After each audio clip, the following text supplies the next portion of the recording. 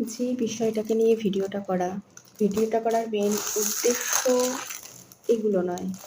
এইগুলোই পিলে পড়া শাড়িগুলোকে এত সুন্দরভাবে রঙটাকে ঠিকঠাক রেখে এগুলোকে ক্লিন করে দিয়েছে। অদ্ভুত কাজ, ভীষণ ভালো কাজ।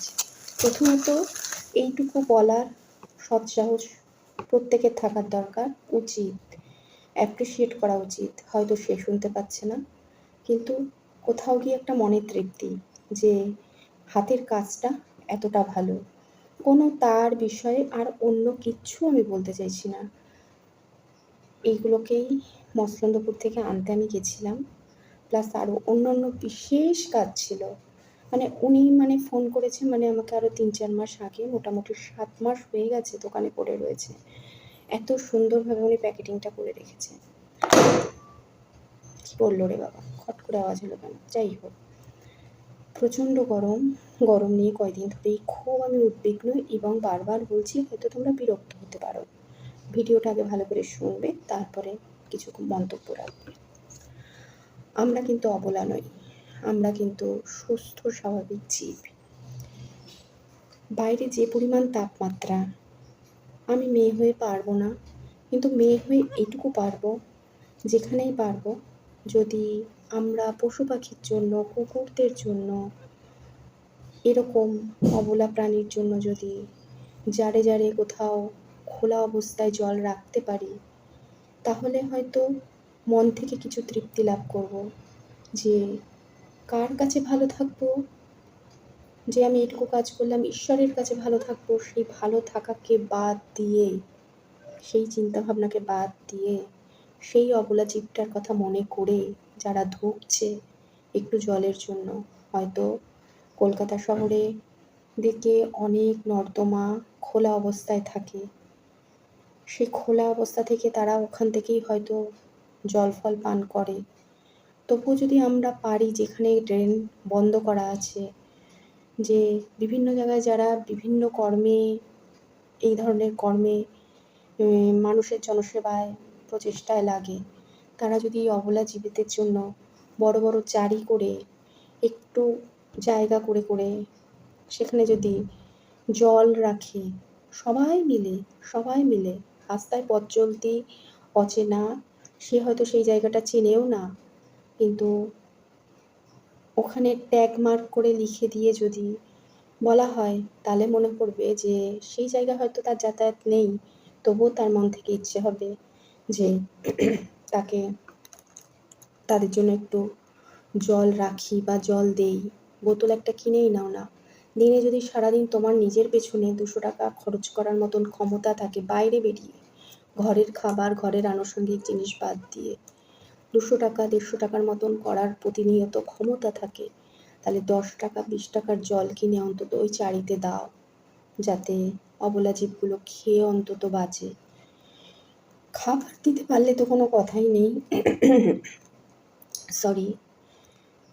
আর যারা গরিব দুস্থ, হয়তো পিঠ নুয়ে গেছে এই গরমে কষ্টে, দুটো ভিক্ষে, দুটো খাবারের তাগিদে তোমার কাছে দ্বারস্থ হচ্ছে স্টেশনে বা পথ চলতি অবস্থায়, তাদেরকে অন্তত ক্ষমতা যদি থাকে এই মানবিকতা দেখাও।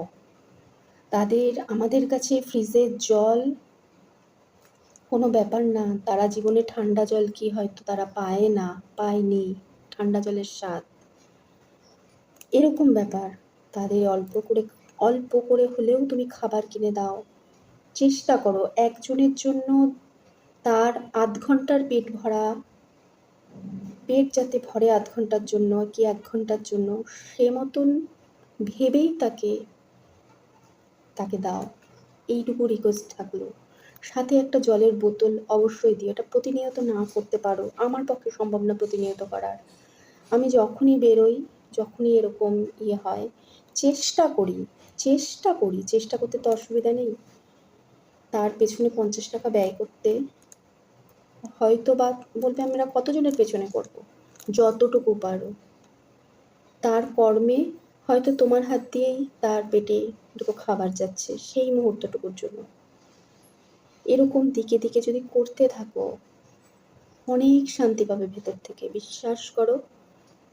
সিগারেট, বিড়ি, এখন মেয়েরাও সিগারেট খায়, সেটা নিয়ে কিছু বলছি না, বা ভালো ভালো খাবার, সবাই ফাস্টফুডের দোকানে প্রচুর ভিড় থাকে, সবাই খাচ্ছি। যদি ক্ষমতা থাকে দৈনন্দিন জীবনে, নিজেদের 150 টাকার ক্ষমতা যদি থাকে যে আমি প্রত্যেকদিন বাইরে বেরিয়ে 100-150 টাকা খরচ করব নিজের পেছনে, তারা অন্তত মাঝে মধ্যে গরিব মানুষদের জন্য চেষ্টা করো যাতে একটু খাবার দিতে পারো, বুঝে, তাদেরকে বুঝে। অনেকে যেমন গরিব থাকার ভান করে, অন্ধত্বের ভান করে, তাকে ওয়াচ করো, ওয়াচ করে তারপর তাকে তোমার সাধ্য মতন কিছু দাও।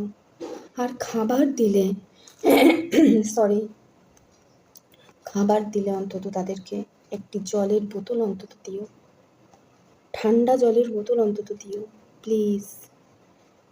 কি পাবে কি পাবে না, ঈশ্বর তোমাকে দেখছে, তোমার ভালো হবে এই সব চিন্তা বাদ দিয়ে তুমি যখনই খাও তখনই কি মনে করো ঈশ্বর দেখছে?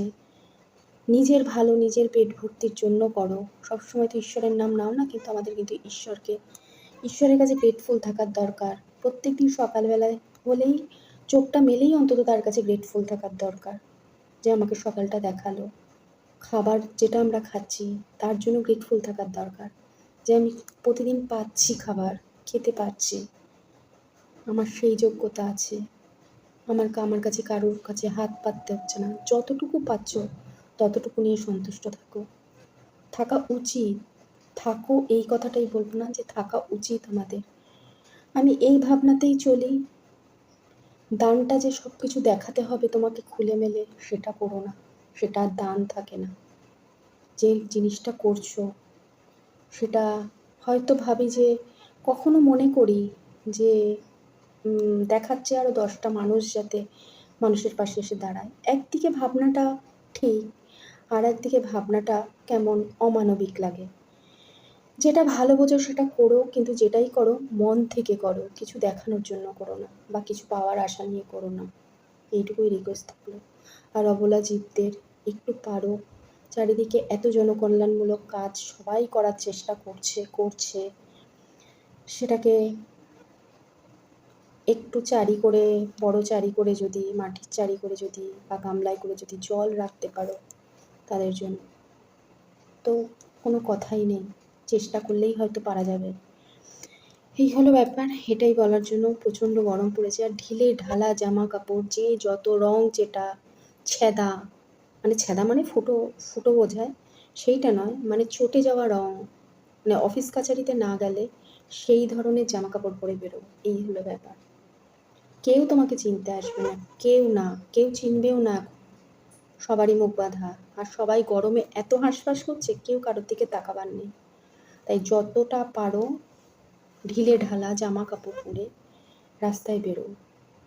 আমি ন্যাচারালি জিন্স পরি, আমি একদম ঢিলে প্যান্ট পরতে পারি না, কেমন যেন আমার একটা অড টাইপের লাগে নিজের কাছে। পাতলা জিন্স কেনো, জুডিওর জিন্স কিনো না, এখন জুডিওর জিন্স পরলেই মানে ওপরে চলে যাবে, এতটাই মোটা থাকে। ওখান থেকে টি শার্ট কেনো, ভালো কোয়ালিটির টি শার্ট কেনো, তাও ভালো, সেগুলো পরে বেরো। যতটা রং ছুটে যাওয়া জামা কাপড় পরে বেরোনো যায়, মানে বলছি সেই জিনিসগুলো নরম সফট থাকে, পরেও তুমি শান্তি পাবে। এই হলো ব্যাপার, আর কিছু বলার নেই। বেরোতে আমাদের সবাইকেই হবে প্রয়োজনের পরিপ্রেক্ষিতে, কারোর রোজ, কারোর 2 দিন পর পর, এরকম প্রয়োজনের খাতিরে বেরোতেই হবে। তো যাই হোক, প্রচুর জল ফল খাও, এই আর কি। ব্যাস, এইটুকুই বলার ছিল। সুস্থ থেকো, ভালো থেকো, সাবধানে থেকো।